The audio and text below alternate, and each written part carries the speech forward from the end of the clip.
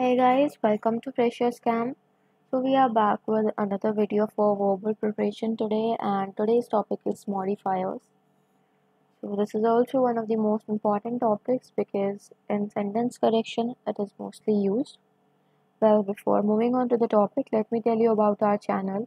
So we provide regular updates on government jobs, technical, non-technical, and all other type of job opportunities, as well as preparation material for campus placements and government jobs. Do not forget to like, comment, and subscribe the channel. Also hit the bell icon for daily updates. Moving further about modifiers. So first thing you will have in your mind is what are modifiers. So basically, the word modifiers you can understand as modify means to change or to alter something. Definition is same when considering the purpose of modifiers within a sentence. So a modifier changes, clarifies, qualifies, or limits a particular word in a sentence in order to add emphasis, explanation, or detail about the sentence. Modifiers tend to be descriptive, such as adjectives or adverbs. Modifier phrases such as adjective clauses and adverbial phrases also exist and tend to describe adjectives and adverbs. For example, we can take be the best writer in the office. So, to illustrate the power of modifiers, consider the following sentence: Sarah was a sure fit for junior prom queen. Now, we'll consider the same sentence with some multiple modifiers added. The blonde girl named Sarah, who was a foreign exchange student from England, quickly climbed the ladder of popularity during her junior year, smiling her way through cheerleading and ASB presidency team. She inched near the top and was a sure fit as junior prom. So the additional details in the sentence by the way of modifiers engage the reader and hold their attention.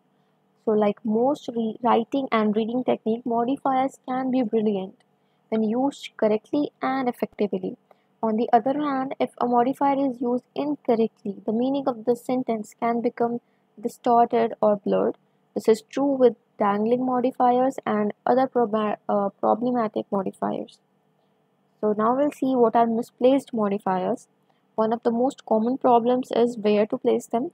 Specifically, modifiers can cause confusion or unintentional humor in a sentence when they are placed too far from the noun they're modifying. For example, we can take, they bought a new car for my sister they call Pumpkin. So in this sentence, Pumpkin is the car's name and not the sister, but this isn't clear. We have a slight confusion. So this confusion and unintentional humor is the result of a misplaced modifier.